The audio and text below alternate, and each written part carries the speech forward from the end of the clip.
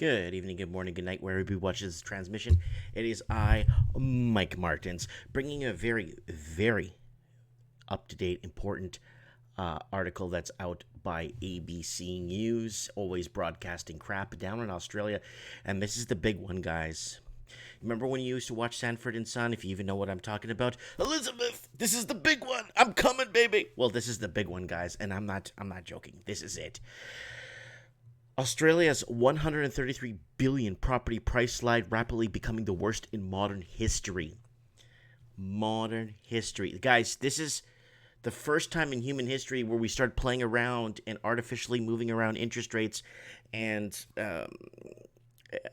like playing with basically Frankenstein creating its own monster and having to kill it off, but he doesn't want to, or the monster is hard to get to. Now we're at a point now where instead of our economy is running on autopilot and adjusting rates seasonally, we have a problem.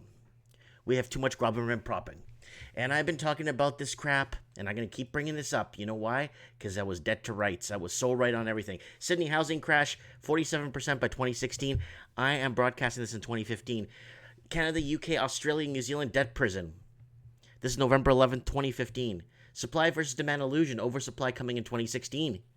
I was a few years off. Massive housing correction, spring 2017. Sydney, Vancouver, Auckland, and London. So, guys, I wanted to throw this up there. They've been taking down my videos left, right, and center from Australia. For some bizarro reason, they don't like me. Or they don't want me to be the poster child, the guy that's been out for years sticking to my guns. Unlike other channels like AMTV and all these other channels, they just bandwagon what's big and kind of follow that and jump on it, right? I've been sticking to my guns on housing for many years now. It's going to be 10 years this summer. Because the bizarro movements in this housing economy, I've never seen anything like it in my life. The amount of propping and first-time homebuyer loans and zero interest only mortgages and all this crap and the amount of foreign investors dumping in, that there was never a time where Canada was competing for wealthy investors to come in the hundreds of thousands. Australia is doing the same thing, competing for wealthy investors to come up and buy property. Now, look what's happening. The Australian, the Canadian, the UK proper, the New Zealand proper cannot compete with the foreign investing. They just can't do it. They don't make $400,000 a year to keep up with the change in times. So that's why the whole west coast of the United States is completely bought out. That's why San Diego's half empty. 98,000 empty homes. Sydney's got 100,000 plus vacant homes. We got people on the ground telling us that we're foreclosing on properties and there's nobody there. People have never been in that house. People bought it sight unseen. How does one compete with that? They don't. Australia's 103. Okay, let's keep going. Australia's property values fell 133.1 billion in December quarter, with the capital city home prices down on average 2.4% across the nation. That is crippling. Figures from the Bureau of Statistics now showed that Sydney and Melbourne continue to lead the falls, with a 3.7% and 2.4% falls, respectively. There were smaller quarterly falls in Brisbane, 1.1%, Perth, 1%. But Perth's been in the pits forever. Get it? Pits, mining? Anyways. Darwin, 0.6%, and Canberra, I hope I got that right, guys. I always get it wrong, 0.2%. Adelaide, 0.1%, and Hobart, 0.7%. That's in Tasmania, where everybody fled. So they're not doing too bad, because Hobart did go up quite a bit with the mass exodus of people leaving Sydney and Melbourne. Where the only two capital cities where prices rose at least 3 months of last year. Hobart, the only city to record the large property rise in 2018, 9.6%, like I mentioned earlier, while Canberra and Adelaide home values edge higher. Every other capital city fell, led by Sydney's 7.8% slump, with the Melbourne not too far behind. Investors were key driving price growth. I guess investors, okay? It's been happening, but in Canada, they've kind of it's a bit different in Canada. They kind of There's a couple of people writing articles that are kind of exposing it as it goes along. I bring this up. I got a lot of new subs, so I want to bring this up so we're really clear on what's going on here. Canada wants more Chinese workers, students, immigration minister. So this is an older article. I bring it up all the time because it's key to what's going on here. Okay, so Canada's competing right here. McCullen said visas have been increasing from China for 500,000 per year. But opening more visa offices could help Canada compete for more Chinese workers and students and lucrative tourist businesses. It's the biggest market in the world. They spend a lot of money. So this is it. This is what's happening. Instead of giving us better wage jobs so that we could afford to live in our own countries, they're competing for higher or wealthy people to come in. Someone that used to come from Ireland off the boat with a potato sack over his shoulder, with a little bit of change of clothes and maybe 2 nickels to rub together, and wants to start washing dishes, is working his way up and pay a house off in 5-6 years and start a family. Those days are gone.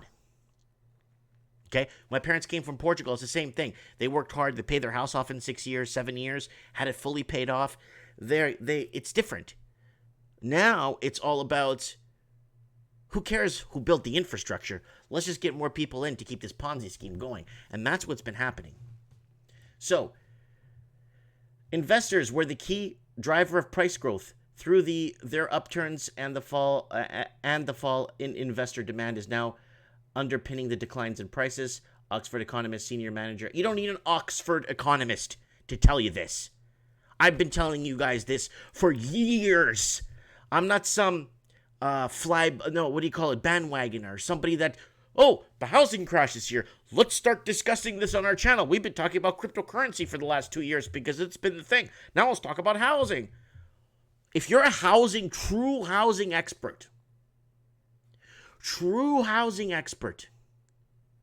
you would have warned people when I was doing it. You would have told people things weren't right when I was doing it. Not in the last year. The weakness in price is likely concerns about further falls will continue to play on purchasers' sentiment through 2019. Oh, you could sand that right off right now. Consumer confidence is the lowest since it's been in the English-speaking world, on average, since 1975. Barry White made an album that year in 1975, and I think Barry White's been dead for 20 years now. Further price falls in Sydney and Melbourne expected. Sydney and Melbourne downturn twice as fast as average. Oh, this is nothing. What goes up must come down. Remember, things fall faster than when they go up, eh? He looked at real price falls, which is where inflation is factored. General price and wage rises is much higher than the 1980s. But in the 1980s, they weren't competing for wealthy investors. Then they are now, meaning that stable house prices back then resulted in significant real declines in value. In real terms, Sydney house prices have declined 16% since the peak in June 2017, which is about 3/4 of the average real decline in prices, driving previous downturns of 21%.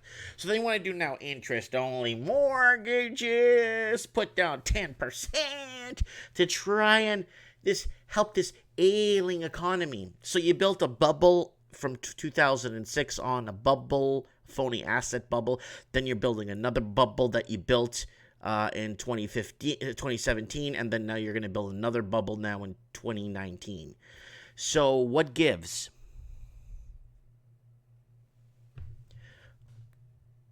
However, in this downturn, price declines have occurred, but it's twice as fast as average. So here's the real price movements. So we got 1986 right here. And then you got 2018 right here. Look how limp that is. That's going to get pretty bad. That's the number of quarters from market peak, okay? Wow. The longest downturn recorded, 23 quarters during the first half of 1980, which resulted in a total real house price decline nearly 34%, meaning Sydney still has way to go to beat the record. Wow, not yet as big. Melbourne's current real estate prices fall 14%, has been even steeper, occurring over just 4 quarters in the fastest slump on record in that city. So here's the deal, guys. So let's find here 1818 dotted line. Oh yeah. So hear me out, guys. They're saying, it's 14%. Dude, if you bought your bungalow 2-bedroom and you paid $1,000,000 for it, which a lot of people did at peak, they're down 140 large. Do you get that? I would never want to be into the mob for 140 large, okay? This is pretty bad. Melbourne's worst recorded housing downturn was 25% slide between late 1976 and early 1903. So far, the period of decline in these two markets has much shorter than the longest downturn duration around of their respective average downturn lengths in both house and unit markets. Therefore, it is foreseeable that the current downturn in Sydney and Melbourne markets have at least another year run before reaching the cycle through. What, did you just hear anything I just said?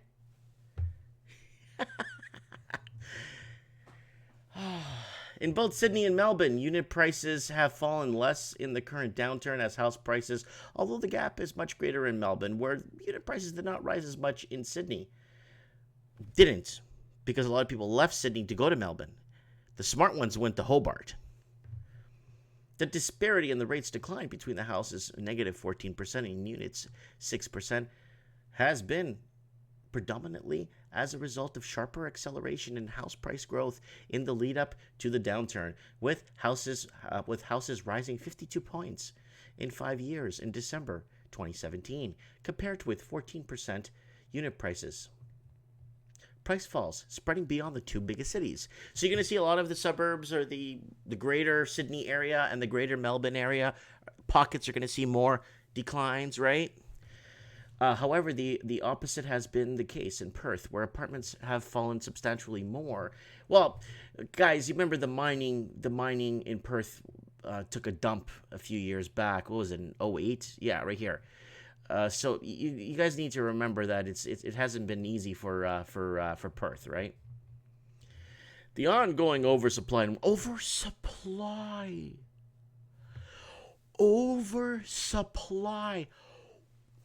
Let's take one teensy-weensy step back, okay?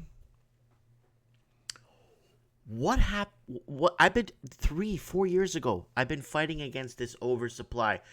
They've been calling it supply versus demand, and I've been fighting against it.